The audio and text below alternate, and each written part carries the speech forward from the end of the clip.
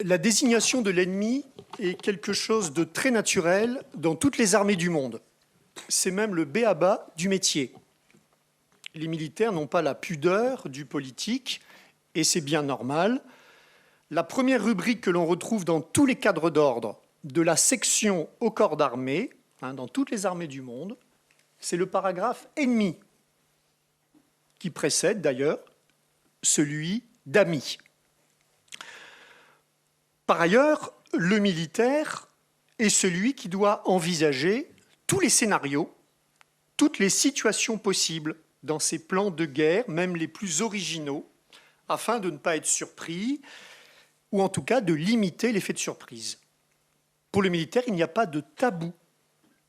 Même les scénarios les plus fous doivent être envisagés sans que personne ne puisse en prendre ombrage. Alors évidemment, me direz-vous, le militaire a un grand avantage par rapport aux politiques, c'est que ses travaux ne sont pas transparents. Il n'a pas à les mettre sur la place publique. Il peut les garder dans un cercle restreint, le cercle restreint du confidentiel défense, voire même du secret défense, qui lui permet de donner libre cours à son imagination sans qu'une puissance étrangère puisse se sentir visée par tel ou tel scénario sorti tout droit de l'imagination folle d'un stratège.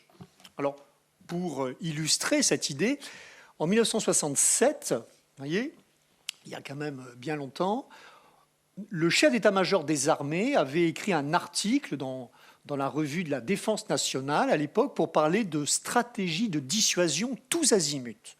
Voilà, vous imaginez le scandale chez nos alliés, eux aussi se sentant visés, alors qu'en 1967, l'ennemi qui est plutôt désigné, c'est bien l'ennemi soviétique, eh bien, voilà, il avait poussé l'originalité jusqu'à évoquer cette stratégie tous azimuts pour précisément rappeler que la France se réservait le droit de tout imaginer.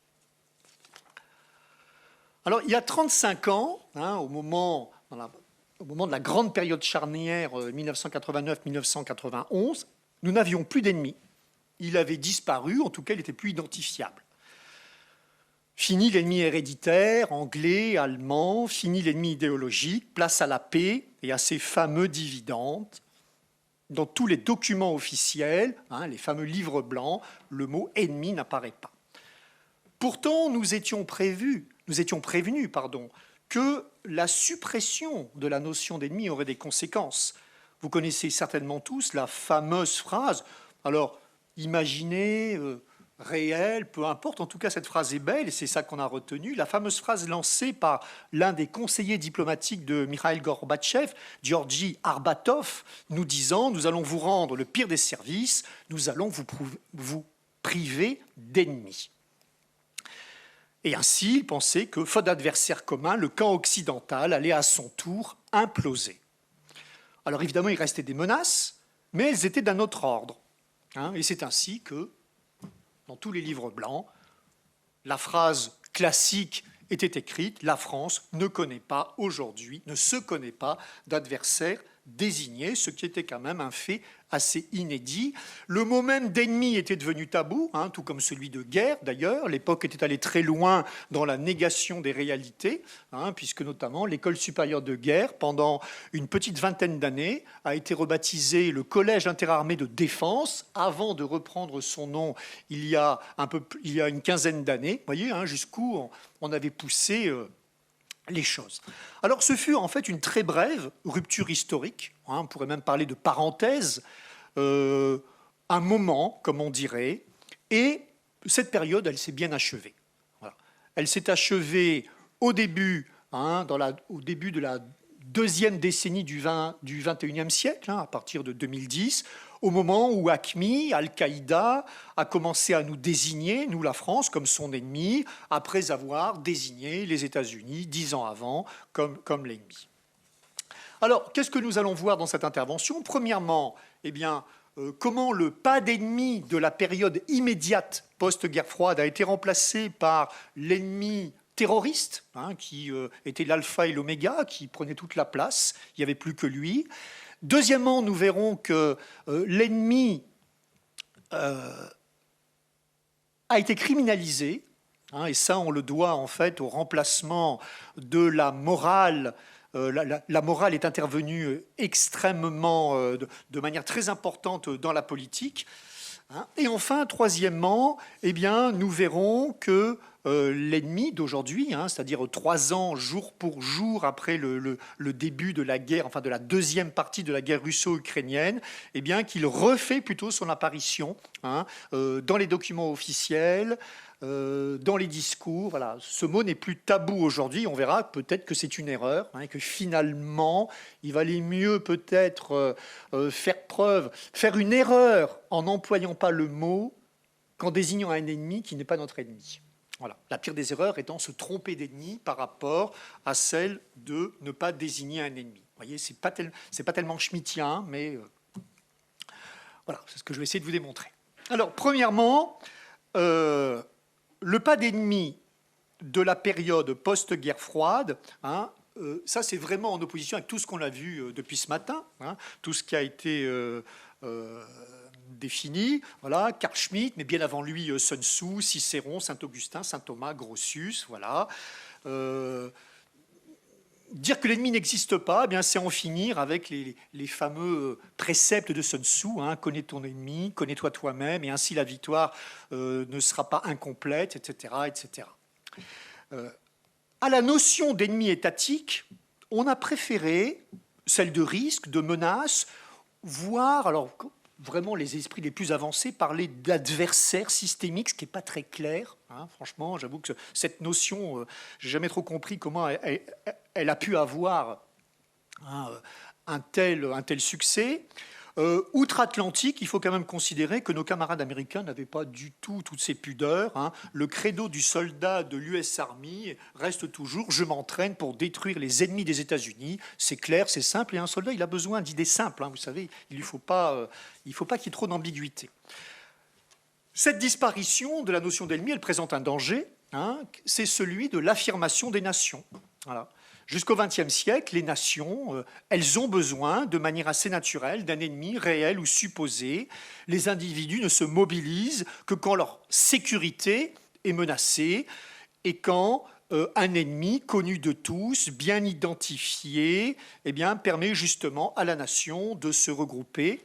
Voilà. Pour combattre, pour survivre, une nation a besoin d'avoir un ennemi clairement identifié.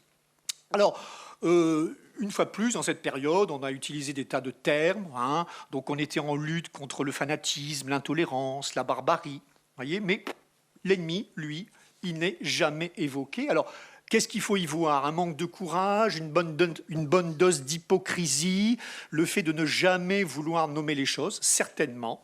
Hein, et tout ça a contribué quand même à ce que le réveil hein, soit assez tonique. Alors, les documents officiels, hein, une fois de plus, vous ne trouvez rien, ou pas grand-chose. Exemple, le livre blanc de 1994, hein, les livres blancs, c'est ces fameux documents qui, à intervalles réguliers, viennent justement aider la réflexion stratégique, désignation d'un ennemi et quels seraient les moyens qui nous seraient utiles pour pouvoir y faire face. Alors, celui de 1994, hein, il y en a eu juste un avant, voyez. 1972, il a fallu attendre 22 ans pour qu'on ait un nouveau livre blanc. Celui de 1994, il n'emploie jamais le terme ennemi. Il privilégie celui d'adversaire, qui est utilisé 5 fois. Vous avez 56 fois le mot risque et 25 fois le mot menace. Le livre blanc de 2008, lui aussi, parle d'adversaire à 13 reprises. Il se réfère 122 fois aux menaces et 180 fois aux risques. Le terme ennemi, lui, pour le trouver, il faut farfouiller un peu dans le livre blanc, au tome 3, qui est la partie la plus intéressante, qui est celle des débats qui a eu lieu entre les experts. Voilà. Le livre blanc, en quelque sorte, c'est un peu comme tous les documents diplomatiques.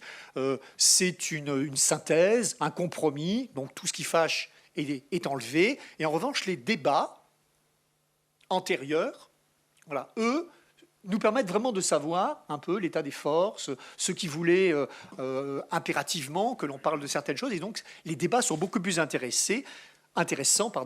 Et donc, dans les débats, le terme ennemi est employé, ce qui est intéressant, ce qui montre que autant les autorités, eh bien, elles ont des pudeurs que les analystes n'ont pas eu. Alors, dans le corpus purement militaire, puisque là, on est dans des documents qui sont des documents politiques. Le livre blanc est un document politique. On pourrait dire les militaires y sont associés, mais c'est vraiment un document politique. Dans les documents purement militaires, le document le plus important, c'est ce qu'on appelle le concept d'emploi des forces. Voilà. Alors, celui de 97, il n'y a pas d'ennemis, il n'y a pas d'adversaires, il y a des menaces, il y a des risques. Celui de 2010, il y a des adversaires, une seule fois le mot ennemi, et encore, il apparaît qu'une seule fois, c'est l'émergence d'un islam plus radical, voilà, qui est souligné comme un ennemi potentiel. La doctrine interarmée d'emploi des forces de 2011 est peut-être le seul document où le terme d'ennemi n'est pas totalement banni. Voilà comment on le définit. Parti aux intentions délibérément hostiles, qui manifestant une volonté, une capacité de nuire, est combattu si nécessaire par l'emploi de la force. Vous voyez, un seul document. Alors, c'est le terroriste qui va prendre la place de l'ennemi. Voilà. Autant l'ennemi disparaît, autant le terroriste devient omniprésent. On ne parle plus que de lui. Ça devient l'ennemi, enfin, ça devient l'alpha et l'oméga.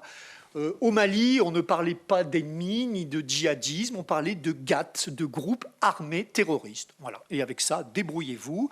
Tout le monde sait que le terrorisme n'est pas une idéologie, ce n'est qu'un moyen. Donc vous vous attaquez à un moyen, ce qui est beaucoup plus difficile. C'est comme si on décidait que l'ennemi, c'est l'artillerie. Voyez, mon ennemi, voyez, je suis un Ukrainien, mon ennemi n'est pas le Russe, c'est l'artillerie.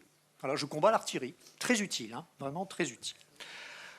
Alors, nommer l'ennemi, c'est prendre conscience de manière réaliste des risques et des menaces qui pèsent sur une collectivité. C'est ce qui permet justement de sensibiliser la nation, la préparer. Il s'agit de permettre à la nation de partager cette notion. Sinon, vous ne pouvez pas lutter. Voilà. Elle doit être assumée par le politique, et c'est ça qui est difficile, lui faire assumer un ennemi. Dans la continuité de cette orientation très sécuritaire, très marquée, vous voyez, le passage dans ces années-là, jusqu'au début des années 2000, on parle de défense d'un côté et de sécurité de l'autre. Et puis on va commencer à mêler un peu tout ça.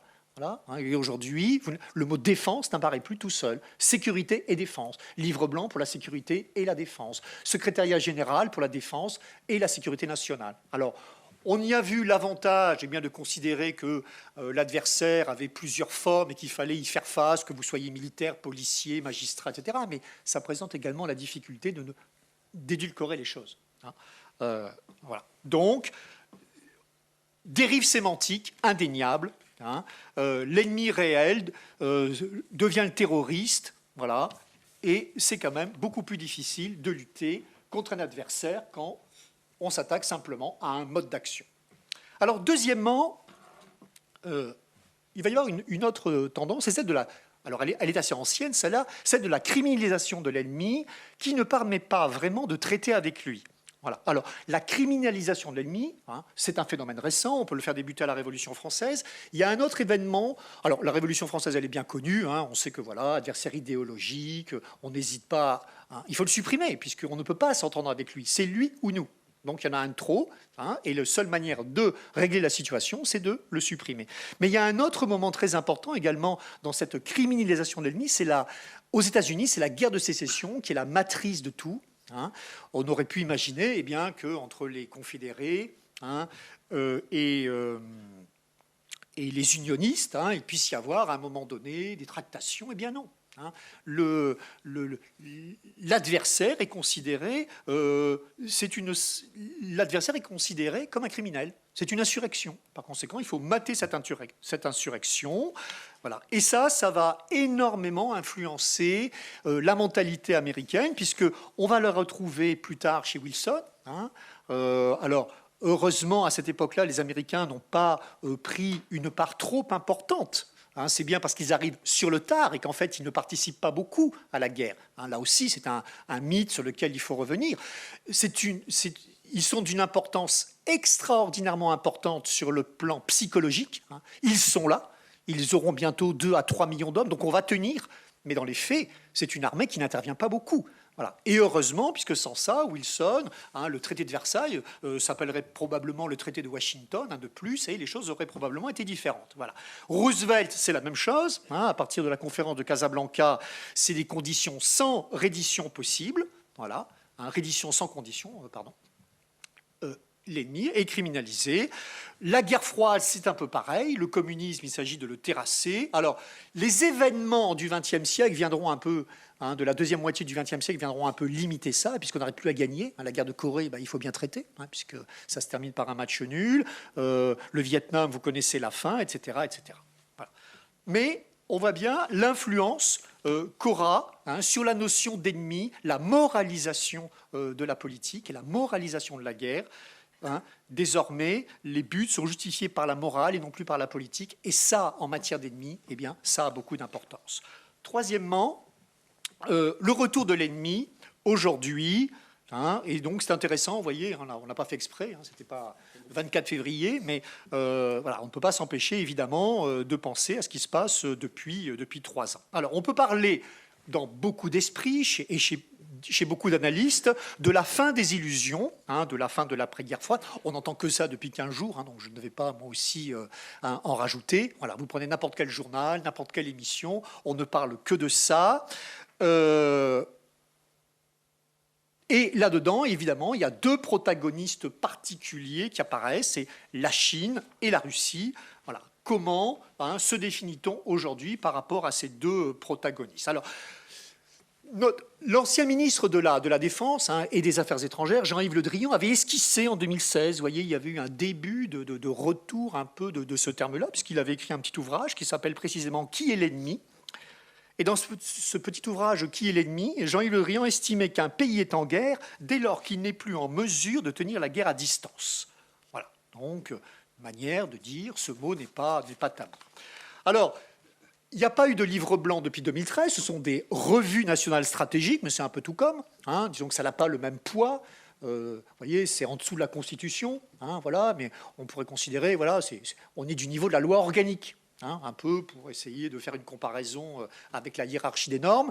Voilà, donc il est évident qu'il y aura d'ici 2-3 ans un nouveau livre blanc pour officialiser tout ça. Alors, dans l'actualisation et dans ces revues stratégiques, qu'est-ce qu'on trouve? Eh bien, des termes du genre les bouleversements politiques, le durcissement des environnements opérationnels et la multiplication des champs d'affrontement rendent désormais crédible l'hypothèse d'un affrontement direct entre puissances. Qui dit affrontement direct entre puissances, c'est bien pour dire qu'il y a le retour de l'ennemi. Et puis, nos forces le vivent tous les jours, y compris dans des endroits qui avaient plutôt l'habitude d'être assez tranquilles. Je pense notamment à ce qui s'était passé en Méditerranée, quand une frégate turque n'avait pas hésité à menacer une frégate française en 2020. On n'était pas loin d'un affrontement sur mer. Voilà. Je vous rappelle, la Turquie, nous sommes alliés. Nous sommes l'un et l'autre membres de l'OTAN. Par conséquent, même entre alliés, ce genre d'attitude est possible. Le dernier document important, c'est la revue stratégique du 9 novembre 2022, qui vient officialiser tout ça. Et dans cette revue stratégique de 2022, eh bien là, il est bien rappelé le renouveau de la compétition stratégique, le renouveau des ambitions révisionnistes. Et là, eh bien, on n'hésite pas à désigner 2 pays comme des menaces et des adversaires potentiels. Alors, avant 2022, vous voyez, avant cette revue stratégique, la Russie était simplement considérée comme un adversaire politique, éventuellement comme un adversaire potentiel, mais il n'y avait pas, ça n'allait pas plus loin. Voilà. Alors que, voilà, depuis 2022, tout ceci a volé en éclats. Et pour beaucoup d'analystes, notamment ceux qui ont rédigé cette revue stratégique, eh bien, désormais, c'est clair et net, la France a bien un ennemi qui est l'ennemi russe. Et on retrouve tous ces documents dans le concept stratégique de l'OTAN, on le retrouve également dans la boussole stratégique de l'Union européenne. Voilà. Et tout ça est évidemment fort contestable hein. Tout ça, c'est de la littérature officielle, mais bien évidemment, d'autres analyses peuvent considérer qu'en fait, voilà, à part baltes et polonais qui, eux, s'estiment vraiment en première ligne, hein, pour des raisons historiques, eh bien, nous autres, nous avons peut-être d'autres ennemis, et en tout cas, hein, toujours la nécessité de ne jamais se faire prendre la main, même dans le cadre, hein, d'une coalition. En conclusion, je crois que ne pas désigner l'ennemi est toujours une erreur grave. Voilà, parce qu'on a vu, ça peut correspondre à un manque de courage, à une forme d'autocensure. Penser, telle l'autruche, eh bien, que les problèmes passeront au-dessus d'elle. Voilà. Ne pas nommer l'ennemi, c'est bien le risque, eh bien, de se retrouver embarqué et sans que la population sache trop pourquoi elle se retrouve dans cette situation. Mais pire que ça, c'est celui de se tromper d'ennemi. Et se tromper d'ennemi, ce n'est pas quelque chose de théorique. Dans notre histoire, nous sommes trompés d'ennemis.